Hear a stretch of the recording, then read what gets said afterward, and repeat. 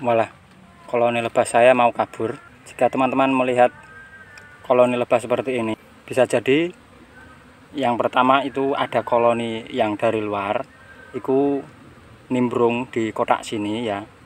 Itu biasanya pasti ada yang berantem di kotak ini dan berantem dengan koloni yang dari luar.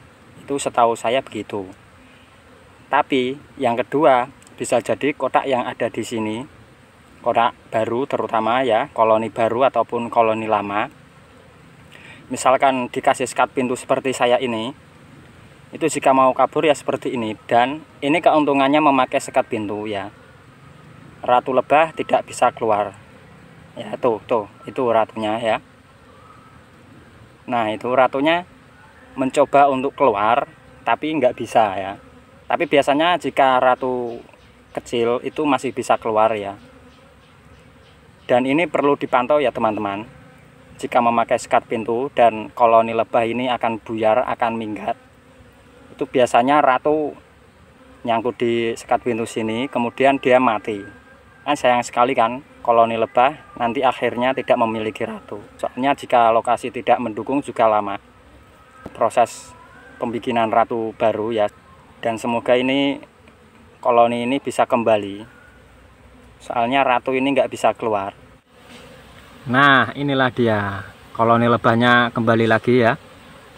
Itulah fungsi sekat pintu ya teman-teman. Jika tepat dalam penerapannya ya ini. Tapi biasanya ada koloni yang ratunya itu kecil bisa keluar. Itu ada ya. Jadi jangan salah ya. Soalnya ratu lebah itu ada yang gemuk, juga ada yang kecil, kurus. Ya, seperti saya ini kurus kan. Koloni lebah sudah terbang buyar di atas pohon.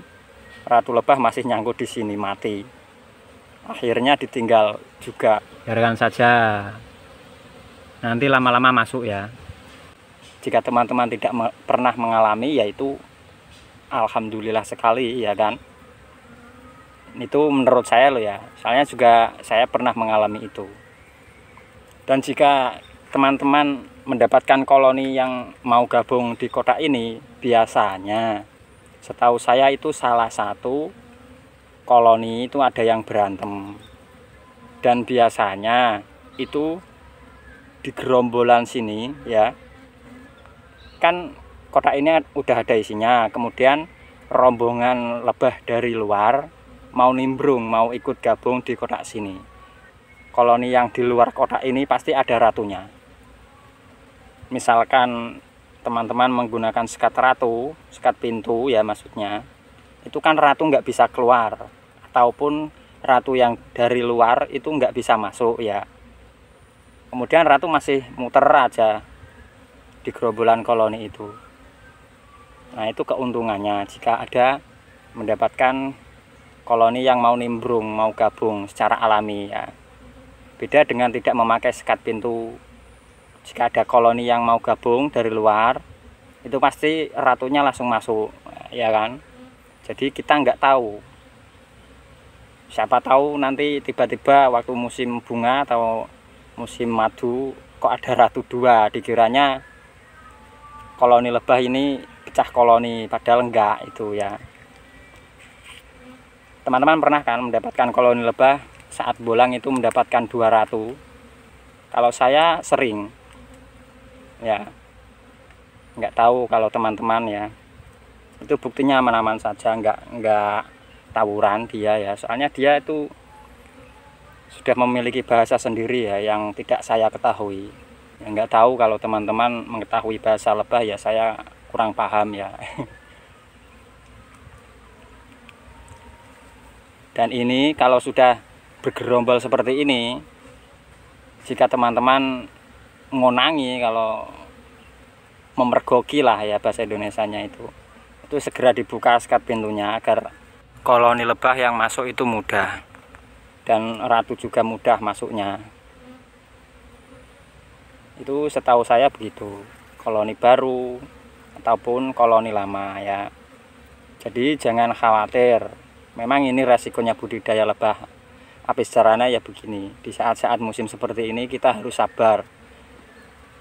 dan juga harus memberi makan juga ya. Dulu saya memang nggak pernah memberi makan ya. Koloni lebah saya banyak, itu sama sekali nggak saya kasih makan. Itu dulu kan masih banyak pohon mahoni, berhubung sudah ada penebangan hutan ya sudah, koloni sudah musnah semua. Musnah itu ada yang kabur, ada yang nimbrung ya.